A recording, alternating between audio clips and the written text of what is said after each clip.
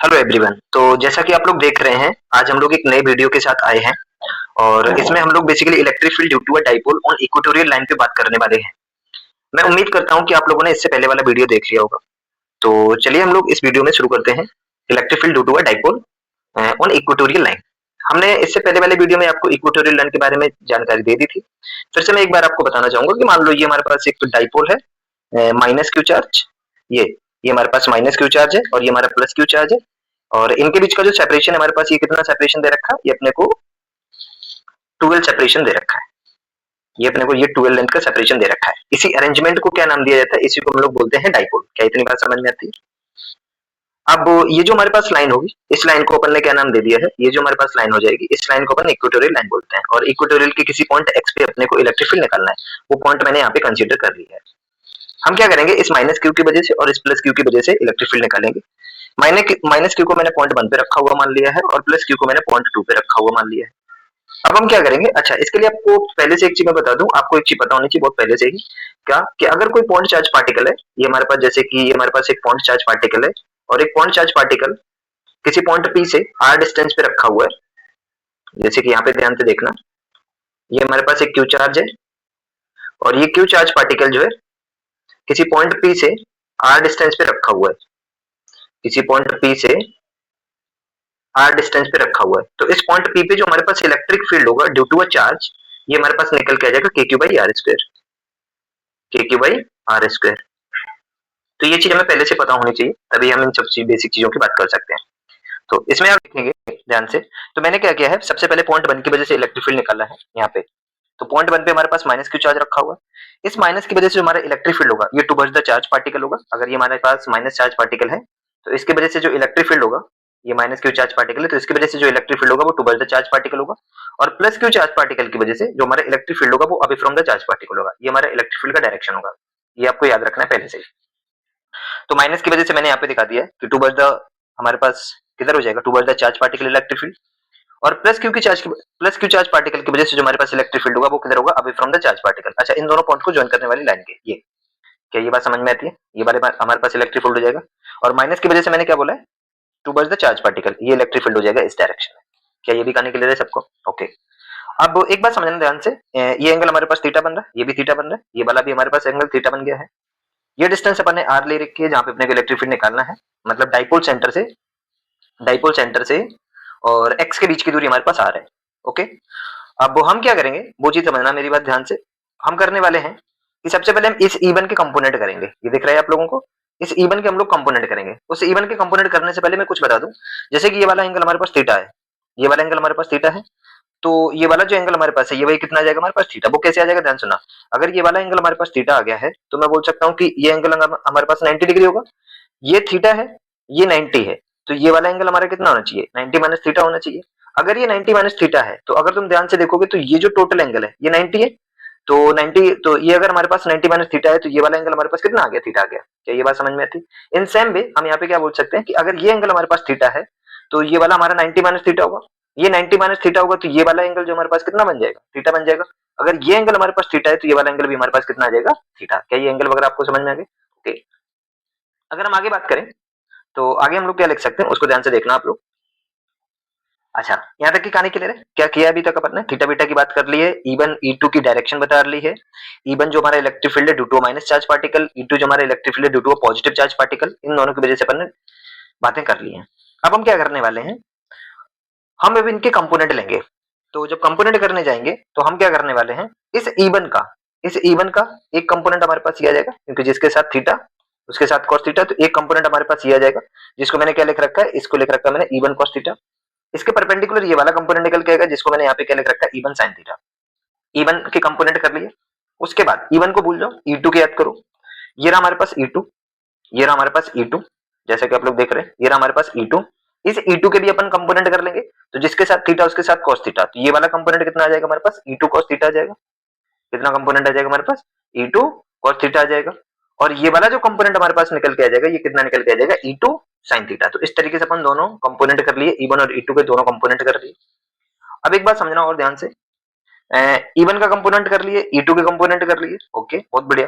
Okay, बात समझ में आ गई। अच्छा, एक चीज और यहाँ पे समझना, ये लेंथ तुमने कितना बोला, 12 है। तो ये वाला जो लेंथ हमारे पास हो जाएगा, कहने का मतलब है यहां से लेके यहां तक ये हमारा एल हो जाएगा, और यहां से लेके यहां तक तो ये भी कितना होगा, एल ही तो होगा ना हमारे पास। अब ये लेंथ एल है, ये एंगल 90 डिग्री बन रहा है, ये तुम्हारा आर है, तो क्या पाइथागोरस थ्योरम से अपन ये वाला लेंथ नहीं निकाल सकते इस वाले साइड का लेंथ? कितना आ जाएगा, under root R square plus L square. क्या ये वाली बात भी क्लियर है? चल आगे अब अपन बात करते हैं। जब अपन आगे बात करने जाएंगे तो हमारे पास क्या निकल के आएगा वो चीज ध्यान से सुनना। अब हमने क्या किया है, हमने वही है कि हमको थ्योरेटिकली बातें थोड़ी सी पता भी होनी चाहिए, क्या क्या पता होना चाहिए वो अपने को बोर्ड के कॉपी में लिखना भी है। जैसे हमने यहाँ पे लिख रखा है कि we are considering two charges, कौन कौन से चार्ज हमारे, एक माइनस क्यू चार्ज है, एक हमारे पास प्लस क्यू चार्ज है। कहाँ पे रखे हैं, पॉइंट 1 पे रखे हैं, जैसे कि आप लोग डायग्राम देख चुके हैं, और पॉइंट 2 पे दो चार्ज पार्टिकल रखे हैं। जब हम आगे बात करेंगे यहाँ पे, अच्छा एक बात समझना, यहाँ पे इलेक्ट्रिक फील्ड जब निकालेंगे ड्यू टू पॉइंट 1 पे कौन चार्ज रखा था, माइनस क्यू चार्ज। कहाँ पे निकालना है सर, एक्स पे निकालना है। तो जब उसकी वजह से इलेक्ट्रिक फील्ड निकालेंगे, इस माइनस क्यू की वजह से इलेक्ट्रिक फील्ड निकालेंगे, इसकी वजह से इस पॉइंट पे जब इलेक्ट्रिक फील्ड निकालेंगे तो हमारे पास कितना आ जाएगा, चार्ज के क्यू अपॉन ये वाला डिस्टेंस कितना था हमारा, क्या ये वाला डिस्टेंस और ये वाला डिस्टेंस हमारे पास बराबर हो जाएगा। तो मैंने यहाँ पे डिस्टेंस का स्क्वायर ही किया, यहाँ पे देखो ध्यान से, ये जो E1 यहाँ पे मैंने लिखा है, E1 इक्वल टू क्या लिखा है, K Q upon under root R square plus L square का स्क्वायर करना है, क्योंकि दूरी का क्या करना रहता है, अपने को स्क्वायर करना रहता है। ओके सर, बहुत बढ़िया। E1 इक्वल टू जब मैंने सॉल्व किया तो स्क्वायर करूंगा तो ये अंडर रूट खत्म हो गया, इसका तो खिला खत्म हो गया। यहीं से अपने को एक बात समझनी है, वो ये समझनी है कि जो सर हमारे पास E1 आया था, E1 कहाँ पे लिखा है, ये रहा अपना, ये रहा हमारे पास E1, और ये रहा हमारे पास E2। E1 और E2 का मैग्नीट्यूड सेम होगा, डायरेक्शन जरूर अलग अलग है लेकिन मैग्नीट्यूड क्या होगा, सेम होगा। तो मैंने लिख रखा है यहाँ पे कि E1 और E2 दोनों का मैग्नीट्यूड कितना आएगा, K Q upon R square plus L square. पहले बताओ यहाँ तक की बात समझ में आई सबको, पक्का? ठीक है, चल आगे बात करते हैं। आगे जब मैंने इसको फर्दर सॉल्व किया तो मैंने क्या लिख रखा है, बेची लिख रखी है यहाँ पे, जो चीज मैंने तुम लोगों को बोल रखी है कि magnitude of E1 and E2 are same, मैंने ये बात लिख रखी। तीसरे पॉइंट में क्या लिखा है मैंने लिख रखा है कि vertical component of electric field is cancelled out. ध्यान से सुनना, ये जो वर्टिकल कंपोनेंट है E2 sin थीटा और E1 sin थीटा, ये तो कैंसिल हो जाएंगे। क्यों सर, अरे अपोजिट डायरेक्शन में ना, तो E1 और E2 का मैग्नीट्यूड सेम है, अगर ऊपर 5 है नीचे 5 है तो दोनों एक दूसरे को कैंसिल आउट कर देंगे। ये बात समझ में आती है? अब जब अपन आगे बात करेंगे तो मैंने क्या बोला, कंपोनेंट कैंसिल आउट हो गए। हॉरिजॉन्टल देखना मेरे भाई, हॉरिजॉन्टल में दोनों का जो कंपोनेंट लिए हैं, E1 का कंपोनेंट और E2 का कंपोनेंट सेम डायरेक्शन में, तो वो हमारे पास वेक्टरली मतलब उनको अपन अलजेब्रिकली सीधा जोड़ सकते हैं। तो मैंने यहाँ पे वही लिख रखा है, E net in horizontal direction which is equal to E1 cos theta plus E2 cos theta. अब sir magnitude of E1 and E2 are same, so we can write down 2E1 cos theta. क्या ये बात समझ में आ गई? ये हमारे पास E net आया। अब E1 की वैल्यू अपन ने पहले निकाल रखी, तो E1 इक्वल टू सर क्या लिखा था, E1 इक्वल टू अगर आप लोगों को याद हो तो मैंने भैया E1 इक्वल टू लिख रखा है, E1 इक्वल टू हमारे पास आता है K Q upon R square plus L square. इसकी वैल्यू उठा के मैंने यहाँ पे पटक दी, यहाँ पे देखो ये E1 की वैल्यू जो मैंने यहाँ पे ये रख दी है, ये हमारे पास आ गया। अब ये cos थीटा की वैल्यू देखो सर, cos थीटा की वैल्यू कहां से देखेंगे, अरे यहाँ से देखो ना, ट्रायंगल से। ये रहा हमारे पास ट्रायंगल, इसको देखो ध्यान से, ट्रायंगल बन समझ में आ रहा है? देखो मैं इधर दिखाई देता हूँ, कंफ्यूज मत होना, मैं इसको यहाँ पे दिखा देता हूँ। ट्रायंगल अगर देखोगे तो ये हमारे पास डाइपोल था, कुछ कहानी ऐसी थी, ये हमारे पास ठीक है बाइसेक्टर लाइन थी, और ये क्या था हमारे पास, अगर याद हो तो ये देखना ध्यान से, ये एंगल हमारे पास थीटा बना था, ये कितना था हमारा, एल था सर, और ये कितना था हमारे पास, ये हमारा सॉरी हाँ ये एल था, यहाँ से लेके यहाँ तक, इस वाले पॉइंट से लेके इस वाले पॉइंट तक, और ये हमारा आर था, और ये कितना आ रहा था, ये सर हमारे पास आ रहा था under root R square plus L square. तो cos थीटा क्या होता है हमारा, बेस अपॉन हाइपोटेनस, सही बोल रहा हूँ ना? तो हमारे पास क्या आ जाएगा cos थीटा, एल अपॉन, देखना L upon under root R square plus L square. क्या मैं cos थीटा की वैल्यू यहाँ से पटक दी, ये cos थीटा की वैल्यू समझ में आ गई। तो सर cos थीटा जो है हमारे पास, सर जो हमारे पास cos थीटा है इसको मैं हटा देता हूँ, सर जो हमारे पास यहाँ पे cos थीटा निकल के आ गया है, क्या लिखा अपन ने cos theta, cos theta sir अपन ने लिख दिया एल अपॉन ये L upon R square plus L square to the power 1/2, ये रूट की पावर लगती है। ये बात समझ में आ गई क्या? ओके अच्छा, जब मैंने इसको फर्दर सॉल्व किया तो हमारे पास जो नेट इलेक्ट्रिक फील्ड निकल के आ गया, ये निकल के आ गया। डेरिवेशन तुम्हारे यहाँ पे आके कंप्लीट हो गया।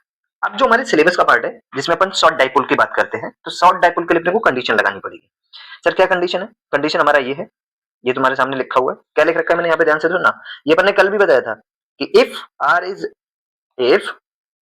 Is much greater than L, ठीक है, if R is much greater than L, तो हम क्या लिख सकते हैं? अब देखो आर के सामने एल जो है एक तरीके का नेग्लिजिबल है, उसको तो मैंने क्या मान लिया, बोल रहा कि इसको टेंस टू जीरो मान लो, इसको टेंस टू क्या कर सकते हैं अपन, टेंस टू जीरो कर दो इसको, ये टेंस टू जीरो कर दो, तो ये टेंस टू जीरो हो गया। तो क्या मैं इसको ये वाला पार्ट देखना ध्यान से। इस वाले पार्ट को मैंने क्या लिखा है, मैंने लिखा है कि आर स्क्वायर, जब तुम यहाँ पे एल स्क्वायर इक्वल टू 0 रख दोगे मेरे भाई, तो यहाँ पे क्या बच जाएगा, R square to the power 3/2 नहीं बचेगा, और ये 2 ने 2 को मार दिया, तो क्या मैं इस आर क्यू को आर क्यू के बराबर नहीं लिख सकता हूँ? ठीक है, ओके, बहुत बढ़िया।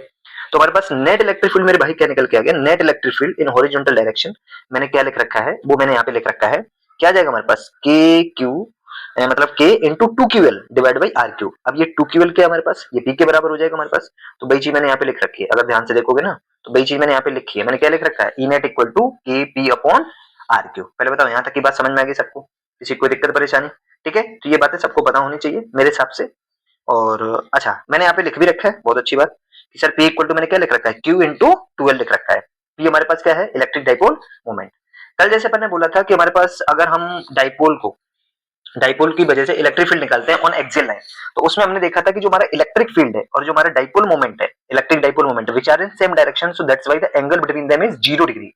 But in case of equatorial हम लोग क्या लिख सकते हैं कि जो हमारा डाइपोल होता है, सर डाइपोल कहां से कहां होता है, वो डाइपोल का जो डायरेक्शन होता है वो नेगेटिव टू पॉजिटिव होता है। डाइपोल का डायरेक्शन किधर से किधर होता है, नेगेटिव टू पॉजिटिव। लेकिन अभी हमने डायग्राम में देखा और अभी इस चीज को हमने देखा भी, जो हमारा नेट इलेक्ट्रिक फील्ड आया है, क्योंकि देखो वर्टिकल कंपोनेंट तो एक दूसरे को कैंसिल आउट कर गए थे ना, सिर्फ और सिर्फ हॉरिजॉन्टल कंपोनेंट बच रहे हैं।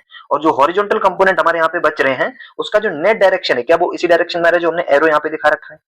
देखो ध्यान से, तो यहाँ पे जो हमारे पास पी वेक्टर है और जो हमारे पास इलेक्ट्रिक फील्ड वेक्टर है, इनके बीच का जो एंगल है, ये एंगल हमारे पास मेरे भाई कितना निकल के आ रहा है, ये 180 डिग्री का एंगल निकल के आ रहा है। ये कई बार पूछा जा चुका है तुम्हारे एग्जाम में। क्या ये मेरी बात समझ में आई? उम्मीद करता हूँ कि आपको ये वीडियो समझ में आएगा। आज के लिए टाटा बाय बाय।